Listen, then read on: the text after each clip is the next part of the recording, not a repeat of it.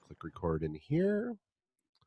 Get the encoder up and running. So that is recording as well. And y'all are good to go. All right. Well, welcome back to another page turner with Big Dog and Little Stef. I'm Stephanie Menard. I am Tom Hutchison. Pay no attention to the cat ears. I am still the big dog. Since y'all get to see us for the first time, this is how we do it. Mm-hmm. Yeah, well, that's how you normally do it. Normally, I'm in a studio. Yes. I'm not in my kitchen, but, that's how it goes these days. Not much choice. So this is, assuming this is all working, this is our first live video broadcast. We've done this live podcasting for, 6 months or so. But now y'all get invited into the kitchen with us. And if you're watching, we're going to try and kind of watch the feed as well on Podcast Detroit. If you guys have questions along the way, feel free to jump in. Yeah, I said I wasn't going to go on Facebook, but now I have to go on Facebook so that I can look at that. I'm having a no Facebook day. You know how sometimes everybody's just like, there's just so much garbage on there, and it just drags the soul down into the gutter, and I'm just not feeling that today. So I was like, no, I'm not going to go on Facebook, and I've done really well, but now I have to go on Podcast Detroit. Oh, darn. Well, I've shared it out to my peeps. We'll see if any of the BDI people show up and harass us. Otherwise, we will just do what we do and follow the rabbit hole to wherever we go, which is kind of the general format for this show.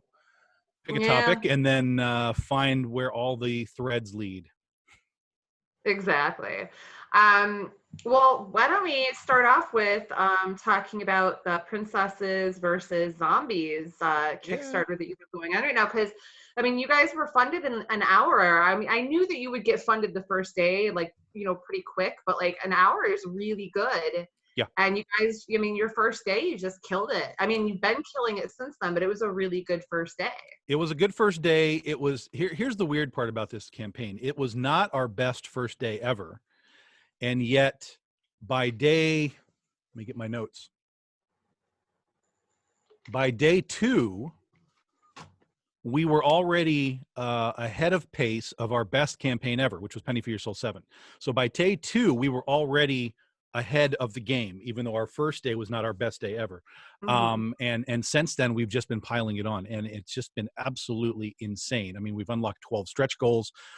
We crossed over 24,000 last night in our first Saturday. That's 7. It was 10 days. It's crazy what's going on with this campaign, and I can't really figure out how to quantify it outside of a few just obvious variables. Not the least of which is, and this is what I told a lot of Kickstarter colleagues earlier in the year when all of this stuff started going down, and they had spring Kickstarters going on, and they all dropped out, or I should say 95% of them dropped out. I was like, y'all are crazy. Because if you're watching Kickstarter, number one, the ones that are there are funding. Now, they might not be funding by a lot, but they're funding. Even the weird little things are all funding. The percentage went way up. And while that percentage was going way up of funding, at the same time, the percentage or the amount of campaigns that actually were live was decreasing significantly. And by the time I launched, there were 125 campaigns on Kickstarter, which is about 100 less than there usually is, which means I got extra eyeballs just because I was there. And so that's clearly factor number one, because I'm definitely seeing a lot of names that I've not seen before. So I'm getting people that are just finding me randomly.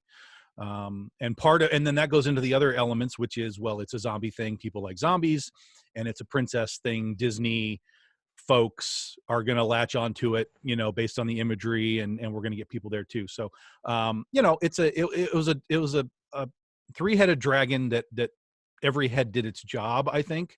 But it still is really amazing to see it happen. And thank you for all the nearly 450 backers in 10 days.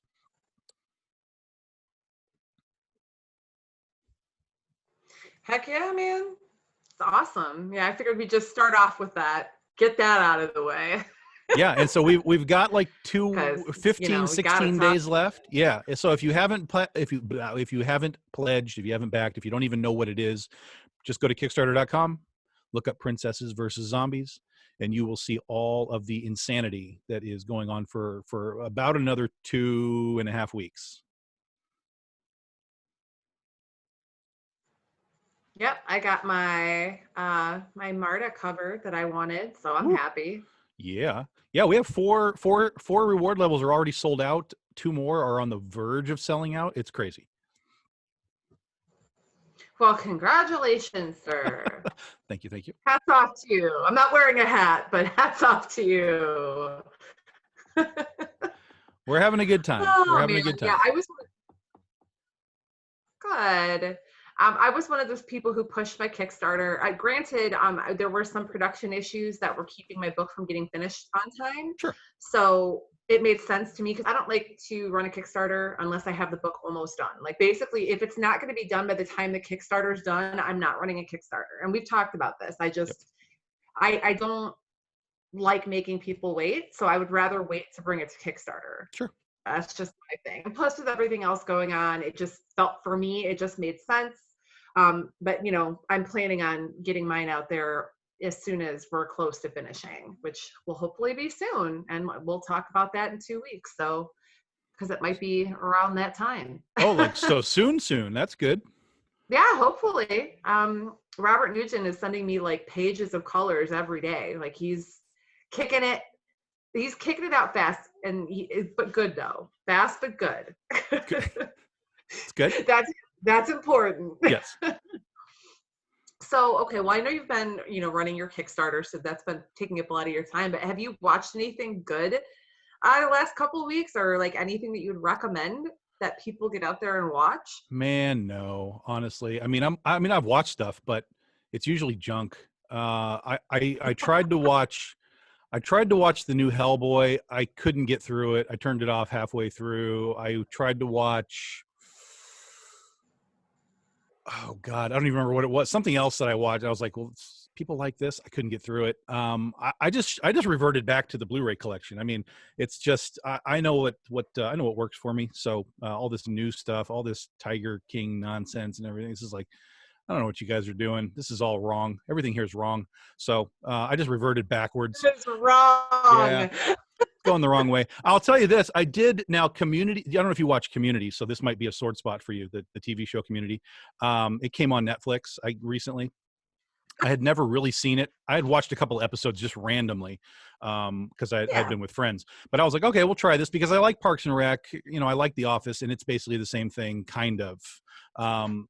And so I was like, this should work for me. I was so insanely bored through like the first 15 episodes of season 1. I was like, what is this? This is the dumbest thing maybe ever. It doesn't make any sense. These characters are all terrible. What's happening? And then I started to crack a few laughs, and I was like, oh, okay, maybe they found their stride. And as they got into season 2, I was like, okay, all right, I'm still here. You've got my interest. Something's going on. Show me what you got. And then we got to the end of season 2 and into season 3, and I'm like, I'm never watching this again. This is all stupid. Every bit of it, all the concepts of it just fell completely apart for me. And so Community is out the door. I'm done. I'm going back to, I'll just watch The Office again if I'm going to do this. There you go. Well, it's funny because a lot of people compare it to The Office or Parks and Rec, but I don't see that. And I've watched all of Community. Yeah. I'm not like one of those people who's obsessed with it. I think without Troy and Abed, that show wouldn't have been good. They just crack me up because they're so weird, and I like weird. Sure. So that worked for me. Yeah. But like most of the other characters, it's not that I didn't like them, I just didn't care. And if if you don't care, it's like, well, okay, why am I watching this? It's like, so would I date Brie Larson? Of course, but I don't need to watch her on TV like that. Right? Yeah. I mean, she's obviously, and she's a great actress too, and Sure. I love her and a lot of other stuff. Well, she's in that Glow show on Netflix, which I love. Yeah, and she's married to the younger Franco brother. They've been married apparently for like forever. Which Okay. I found out the other day and was like, that's it. I mean, it makes sense because they're both like really good looking. Now they're gonna make some like really cute babies, but We're just playing genetics here now. That's all life is. It's just yeah. the beautiful people get the beautiful people, and you know. And that's it. And then they hopefully make beautiful babies, but sometimes they don't, because that that random ugly gene just like pops in there and whoops. Just saying. So we have actually a comment. Burton Steele is a fan of ours at Big Dog Inc. and he says agreed. Troy and Abed are great, and season 3 he says went off the rails. So I guess I'm not seeing it just on my own. Some other folks have are agreeing with it. That's now again. I've also been told that once Chevy Chase leaves, the show again sort of changes course, and that's kind of when it picks up and goes. But honestly, there's so much to watch that I just don't have time to throw down with a show that I'm not, fully involved in. Yeah, no, I totally agree. Because like one of the shows that you really, really love, I cannot stand, and I do not find funny at all. What is it? And I'm sorry. It's that 70s show. Oh my God. This show's over. So Turn corny. it off now. Turn it off. It is so corny. Of course it's corny. It's the 70s. Sorry, dude. It's supposed to be. It would, but like not. But it's not. I don't find that kind of humor entertaining. I found it like over the top and annoying. So like I get why other people like it, but it's just not for me. I'm not insulting people for liking it. I don't find it funny. I find it annoying. So it's that's me. I think for me it's, and I totally get what you're saying because you're not wrong. But I think for me the 70s was, I mean, I was like, by the time I understood where I was in life, it was the 70s, late 70s, and I was like 6 and 7 and whatever. So I was still enjoying what was going on and then rolling into the 80s. So for me, the nostalgia is super high for the time period, and that's one of the biggest draws for me. But I totally get what you're saying from the other side of it. Yeah.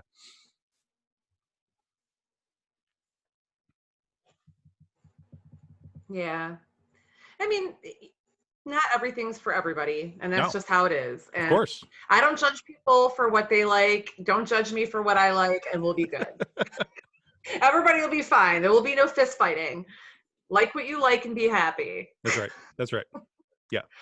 I watched a Netflix movie called The Platform, and people were like, "Oh, this movie's like really good." So I watched it, and I didn't think it. I'm just going to say that like you're expecting it to be one thing and then it's kind of like another thing, and it's like kind of like it's like listed almost like as a horror movie, but it's more like, yeah, there's gore and like there's, stuff like that, but it's more of like a political statement.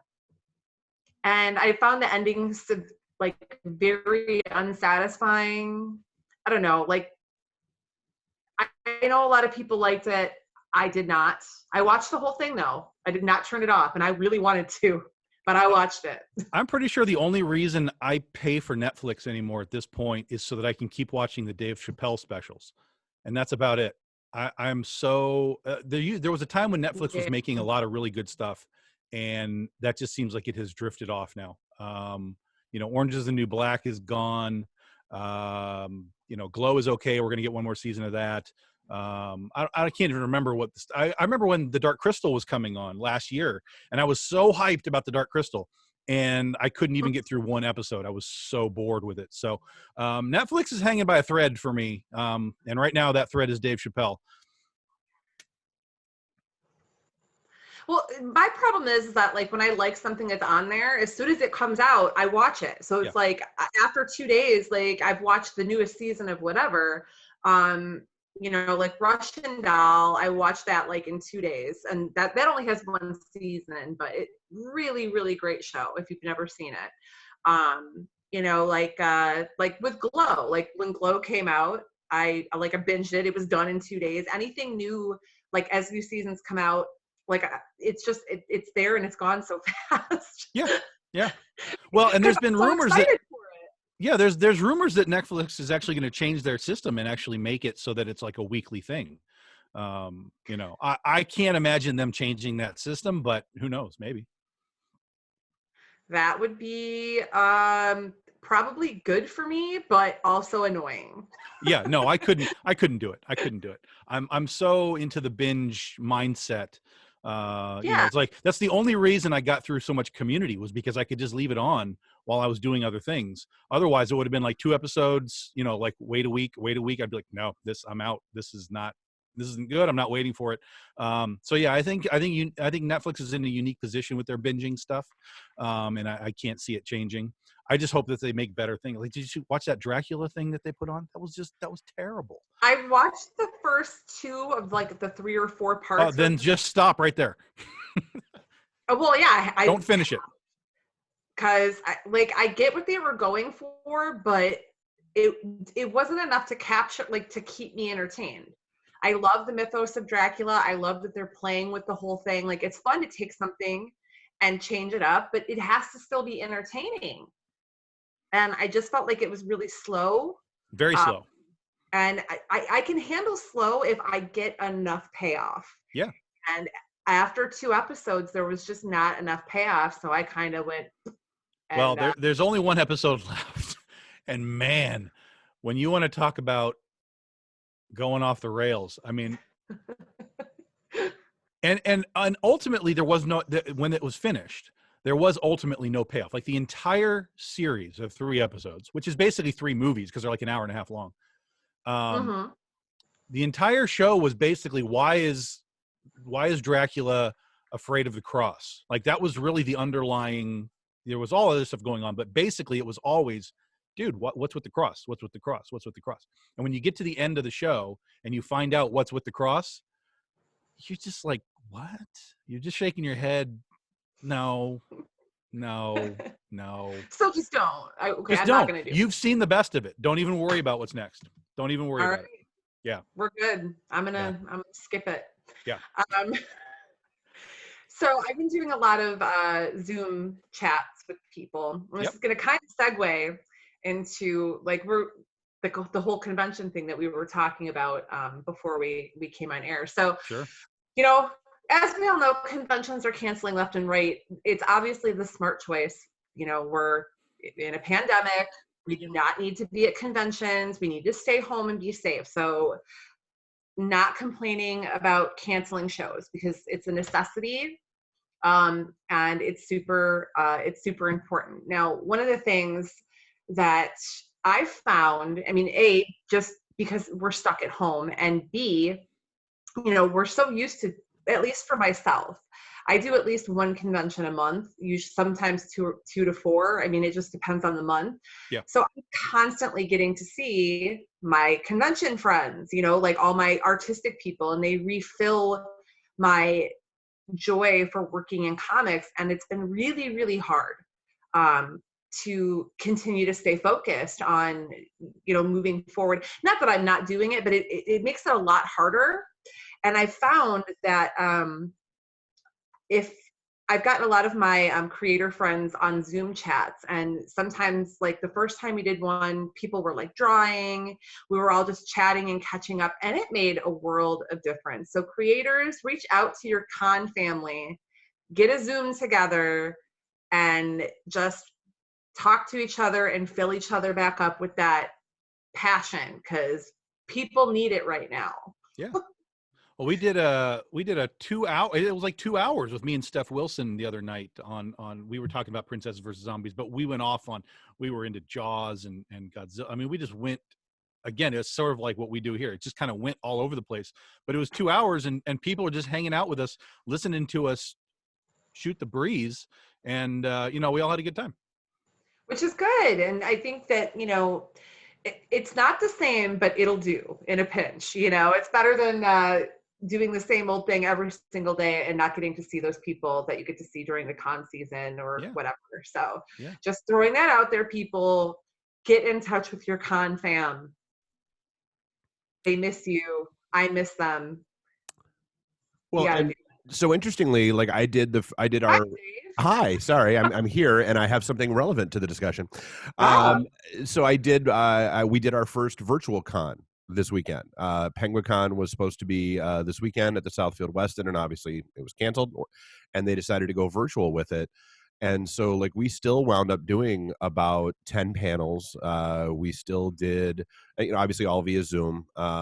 People were still throwing like room parties via Zoom, that we were, still doing all that kind of stuff.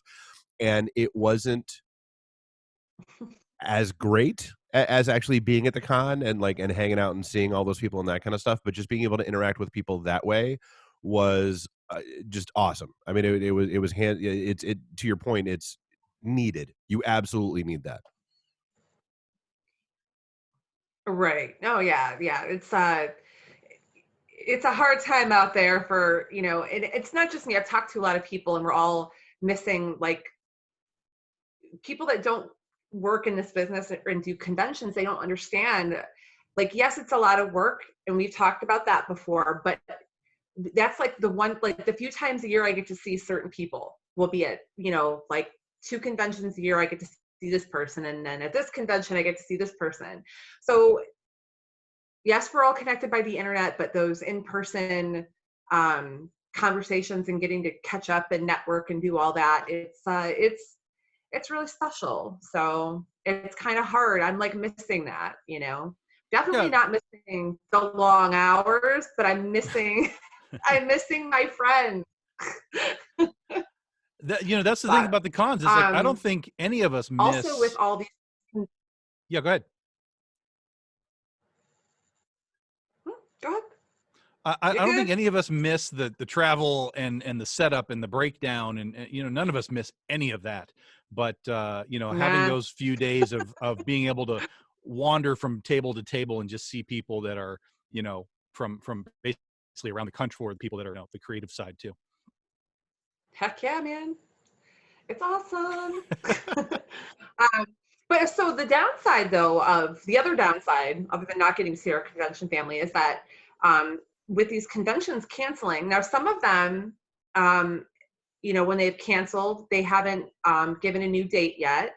Right. So they've refunded tables for people, which is really, really cool. And obviously much needed for, there are people struggling out there right now. And some conventions are now, and I don't know the specifics behind the reasoning. I just know that some of them aren't able to give out refunds and are just like rolling stuff over to the next year, or and for somebody like me I've done a lot of conventions, but like these bigger shows where I'm spending like 2 or 3 times as much for a table, and then being told basically that I have to fight for a refund if I want one. I'm trying to understand a little bit better from the convention side, like what, and we talked a little bit about this before we got on air, and you know a little bit more about it than I do. So for other people like that are in the same boat as me, that are kind of going like, why would I not be able to get a refund? Why would I have to just have it roll over? What would you say to them? Well, I would say first off, look at your contract, because your contract will tell you what your options are. It'll be spelled out, like you get a refund if this happens, or whatever. So look at your contract first, and I can't tell you what these contracts say, so because I haven't done a show in almost a year, so the verbiage might have changed and so on. But first look at that, because they often will say things that will be certain periods of time ahead of time. Like if you cancel within 30 days, sometimes you can't get a refund. But if you're talking about Heroes Con, that's like June, so you're way out. So that should be plenty of time. But any con that's being like, well, we can't pay you back because we were cash strapped, that's partially because that means that they're getting hosed on their end, probably because the convention center that they paid for might not be kicking back. Who knows? It may be that they had some stars that aren't kicking back their appearance fees, or whatever. So there is definitely the thought process of they have problems on their end. But I would not, and this is not just a kick at Heroes Con, I would not at all be surprised if they are just trying to save that money and just be like, look, we'll just have it in our pocket. until next year, give everybody their table next year and whatever. And I think that that's fine. Like, I think they should offer that. I think they should say, hey, Steph, if you just want to come back next year, you're locked in. Like, you're done. There's nothing you need to do. Because a lot of these shows, you have to be vetted. There's space issues and so on. So if they're just going to say, look, whatever 2020 was going to be, that's just what 2021 is going to be. I think that should be an offer to the creatives. But at the same time, like you said, I mean, you know, a lot of folks need their money right now, and $400 or $500 for a table, that would go a long way for sustaining a creative person for the next month or two while all this chaos is happening and we can't do cons. And if we can't do cons, then we need to be figuring out how to still create and sell and market without them. And that's where things like Kickstarter, Indiegogo, and even live, you know, sales and chats and stuff come in. But yeah, if you're getting hosed by a show, step one is just read your contract. There will be a refund section somewhere that will tell you what their rules are.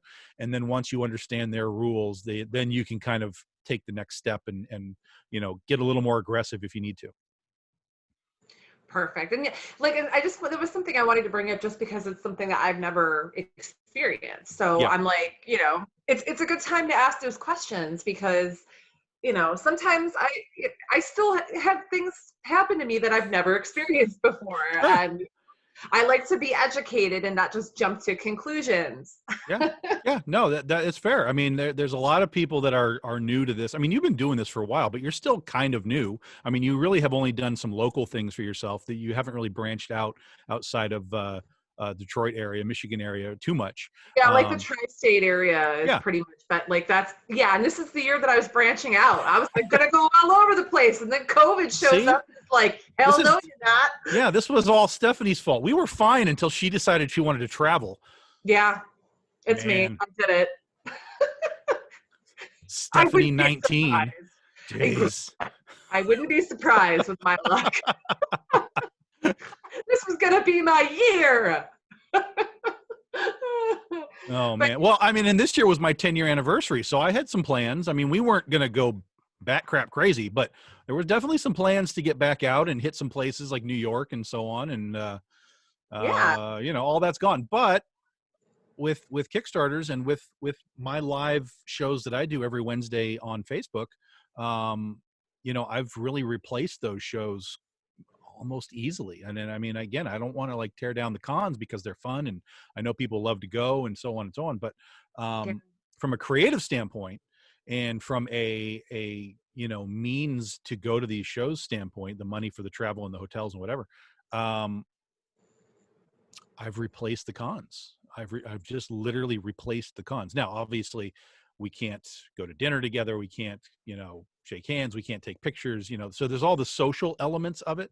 But from just a creative sales, staying relevant side of it, I've replaced the conventions. And, you know, even going into next year when things might be getting back to some aspect of normal, I still will probably only be doing about 5 a year.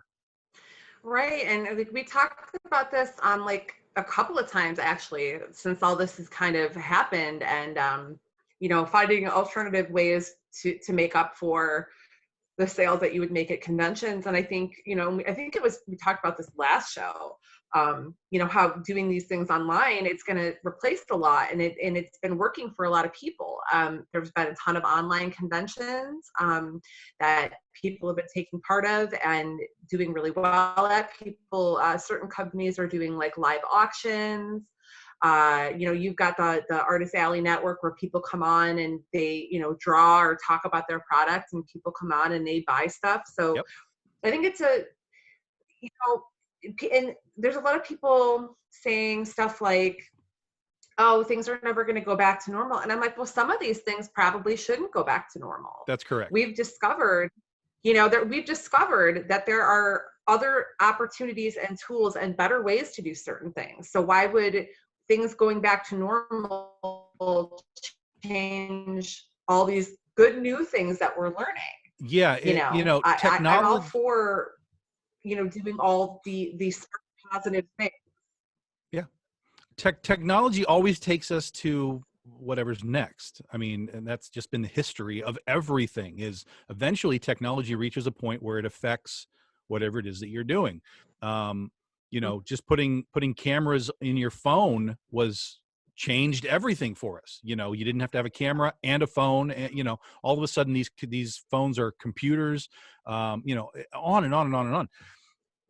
You reach a point where things just become, I don't want to say irrelevant, because again, the cons have value. I mean, it's us meeting people, Oh it's us yeah. meeting new people, which is really the key, because while we can grow online through these groups, we are mostly still just talking to the people that already know about it. So the cons have value in that, look, here's 10,000 people that just walk past your booth, catch as many of them as you can and put them on your email list. Like And Pokemon. it's Pokemon. You people are Pokemon to us. That's what you have to know. We're trying to catch you all.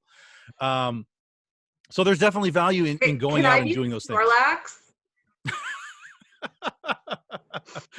I'm a Snorlax. I just want to get fat and sleep. Can I do that?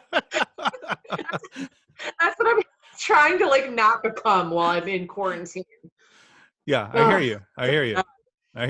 Yeah. That's hard, man. Whew.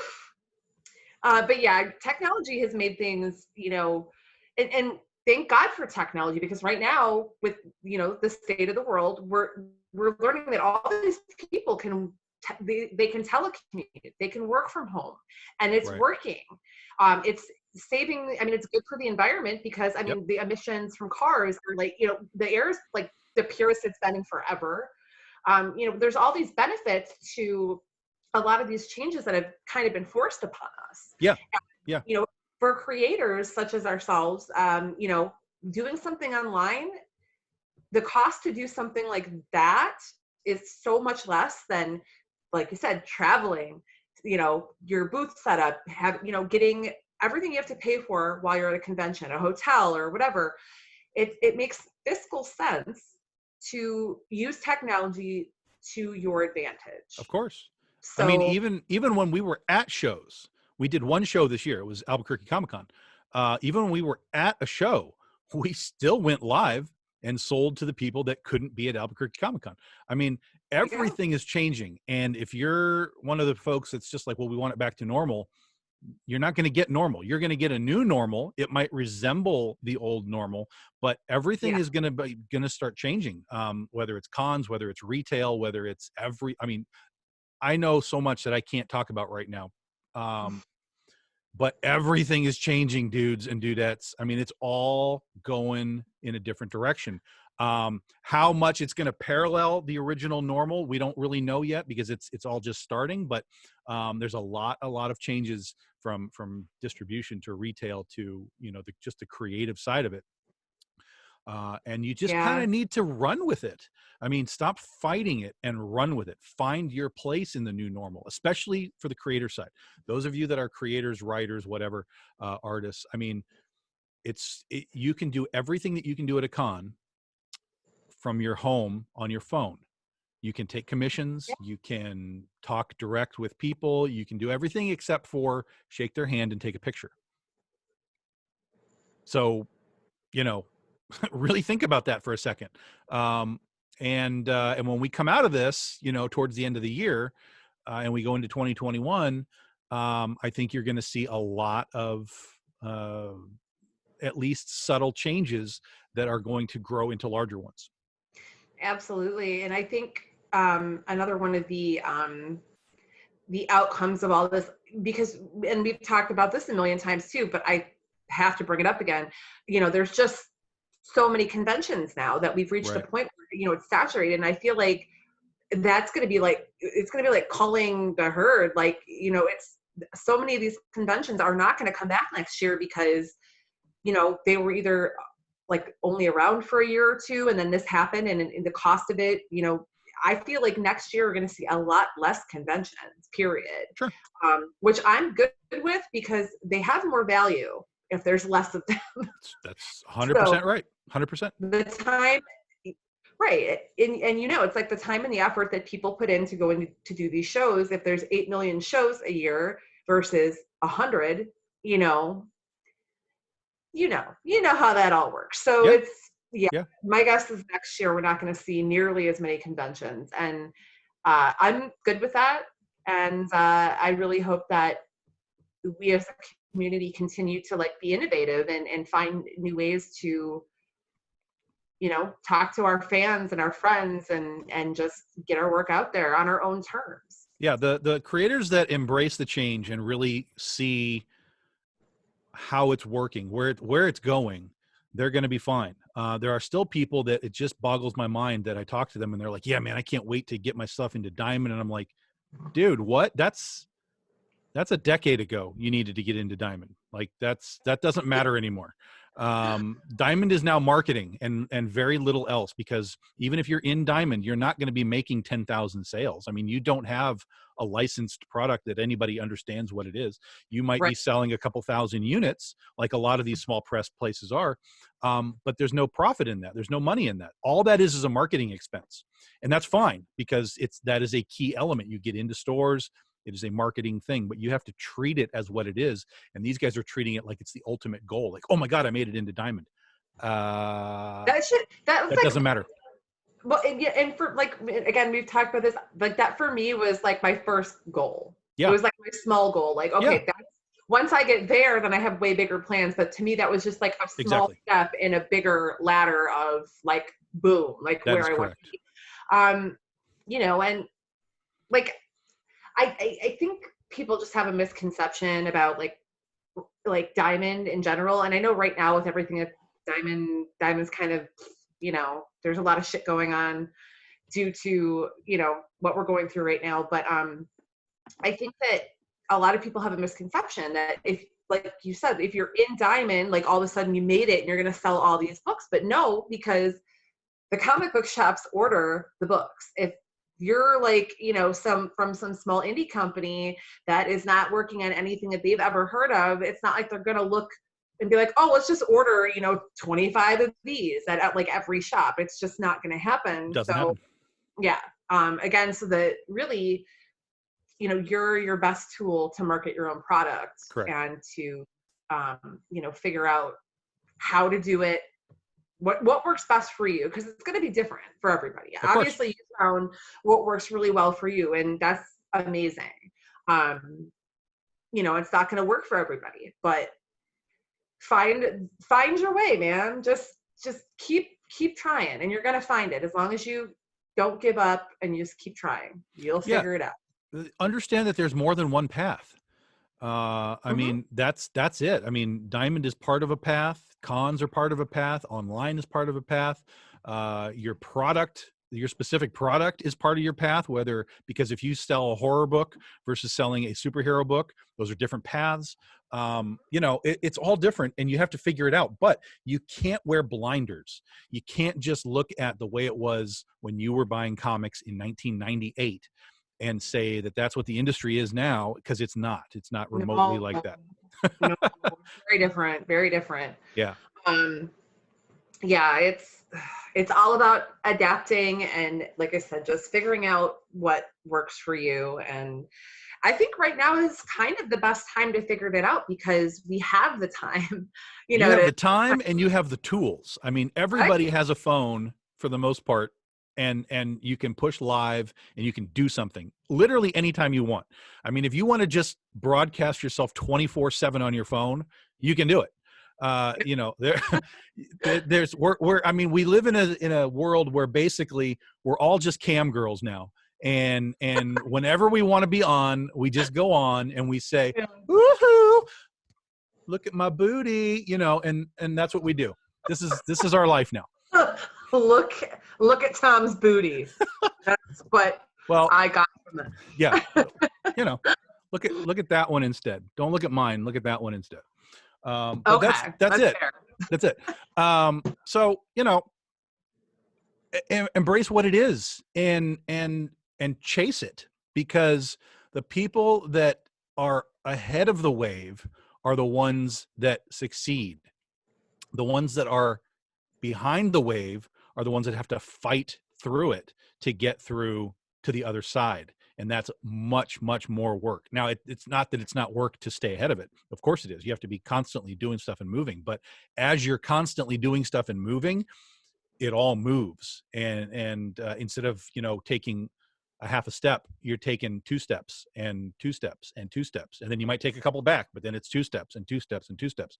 And, you just got to keep moving. Comics do not stop. The first time that you stop, that's when everyone else passes you. And that's when all of the people that were supporting you have found something else to support because you stopped. So don't stop, guys. Don't stop. Don't stop. Even if you're not actually putting something out, like an actual physical book, just keep going. Make your art, make your writing, be prepared for when you are ready to make the book. Boom, there's your book. Let your people know, hey, I'm writing something. Put out some samples of your writing, put up samples of your art. I have a Patreon now that is basically what we call the all access Patreon account, where you guys get looks at character designs and cover layouts and pages as they come in. I put some writing up there for Catnip, which I'm doing this September, which is a new character. I put up some of the script writing there. So patreon.com/Big Dog Inc. Plug. If you guys want to get in on sort of the back end creative side of it, that's where we do that on a regular basis.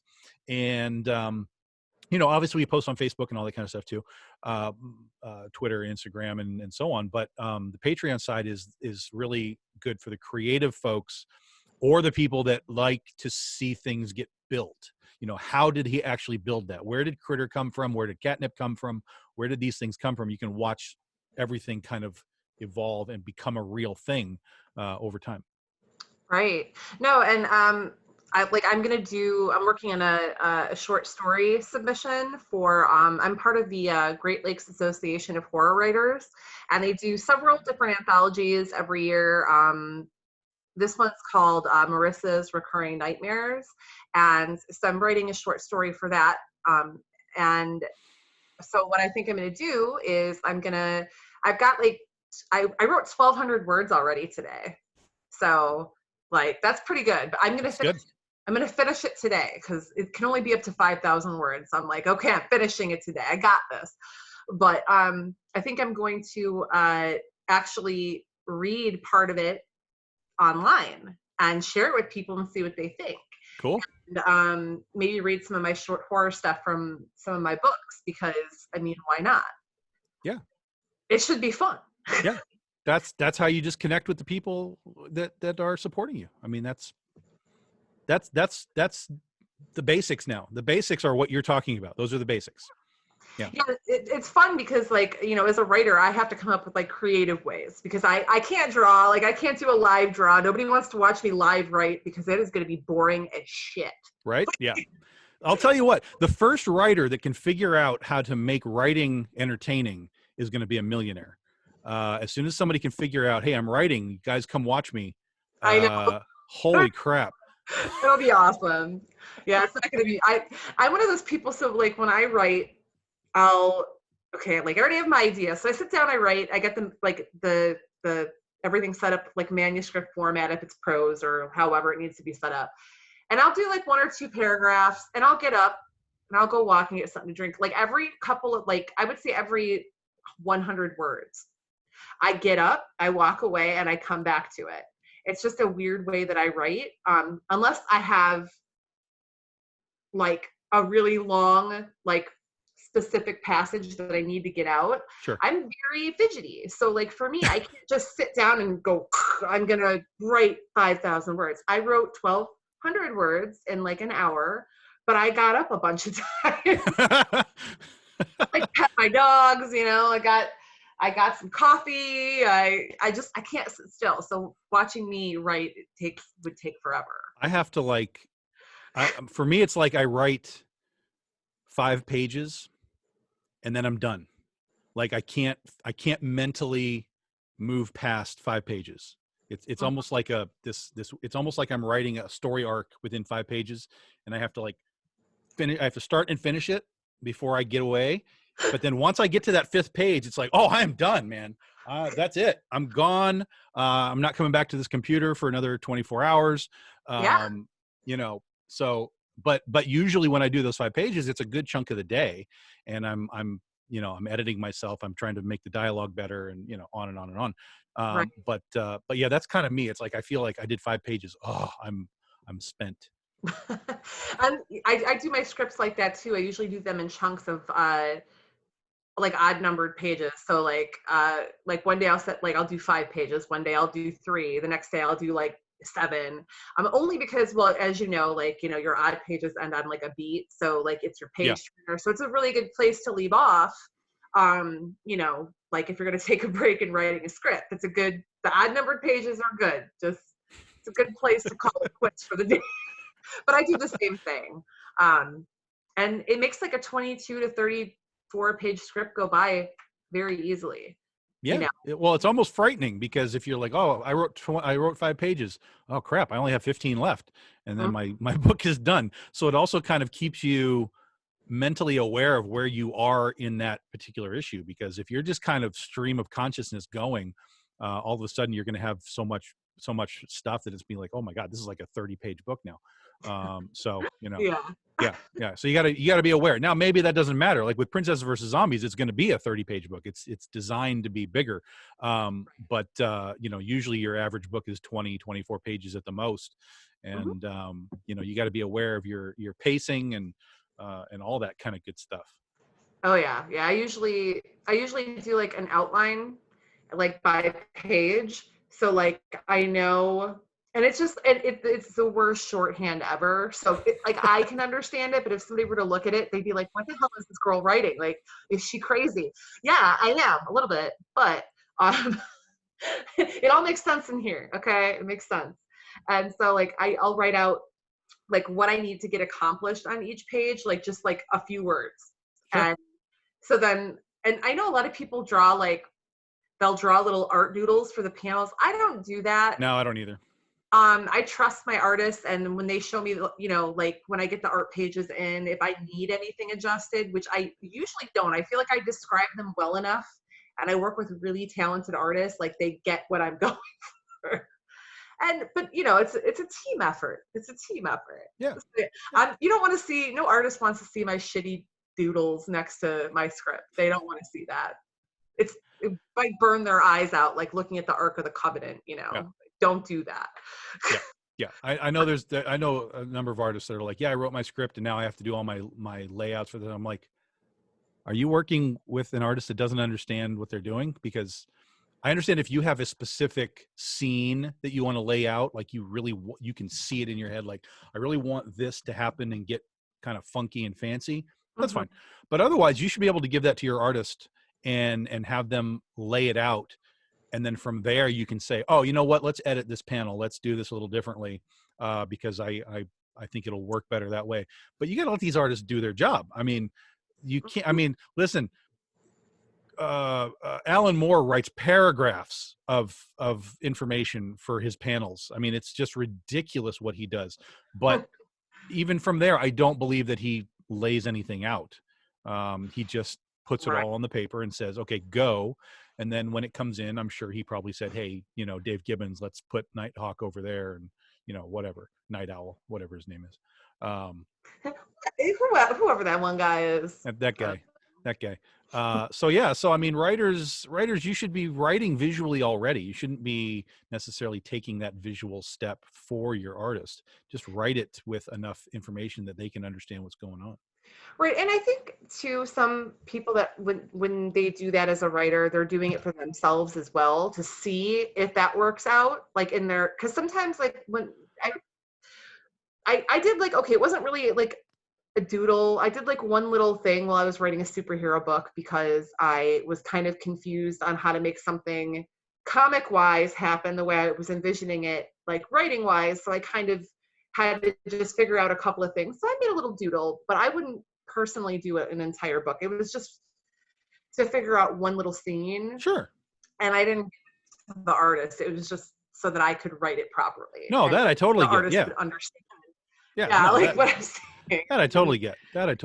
Yeah. Yeah. I mean, Yeah, I've done that but before. I've so you- made dumb little, almost, I don't know what you call them, storyboards, just to make sure that it makes sense. Yeah. But for the most part, you should be really putting that effort into the writing itself. Use your words. Writers, use your words. That's right. No one needs your crappy drawings. Hey, nobody needs my stick figures. Trust me. All right. Well, we are getting to the end of the show. Why don't you tell people where to find? I mean, I know you mentioned at the beginning of the show, but Princesses versus Zombies is still on Kickstarter. So Yeah, boy. Yeah, Kickstarter for another couple of weeks. Just look it up. Go to Kickstarter.com. Princesses versus Zombies. It'll pop right up to the top. We are still in the top 12 of all comic books on Kickstarter right now, so we're pretty easy to find. Also, we're on Facebook doing this live, but we're also on the podcast. So if you're just listening to us, of course, you can just find me on Facebook as well. And we post the links all the time. We post updates all the time. So super easy. Big Dog Inc. Is on Twitter and Instagram. So it's BDI Comics for both of them. And we post updates there all the time as well. So you can find us pretty easily. And then I just got 3,000 books delivered from the printer for Penny for Your Soul 7 and Scheherazade. And so those Kickstarters are starting to ship at the end of this week. So if you were backers for either of those, start watching your mailboxes sometime next week. And I bagged and boarded 1,500 books last night, and that only got me halfway through. my God. Yeah. Good Lord. Yeah. Yep. That's like the least fun part of doing a Kickstarter is the fulfillment part where you have to put everything all together and then you have to put the packages together. It's See all these books? And especially I do it on my own. So I don't know if you do, but you do all of that on your own. Yeah, I watched four. And I thought I had it bad. I cannot complain anymore. I watched 4 movies yesterday while bagging and boarding 1,500 books. That was how I didn't go insane. Yeah, just noise. Just have some noise in the background and just keep powering through it. You'll get to the end eventually. Eventually, yes. Yeah, by the end of your 4th movie, you'll be done. There you go. Yeah. All right. Thanks, you guys, for tuning in. I'll probably be doing some live readings later this week, and you can check that out. It'll just be on my Facebook page, Stephanie Menard. You can see how to spell it right now in this video, or you should already know how to spell it. And if you don't, well, figure it out. But thank you guys so much for listening. We appreciate you. And until next time, be safe.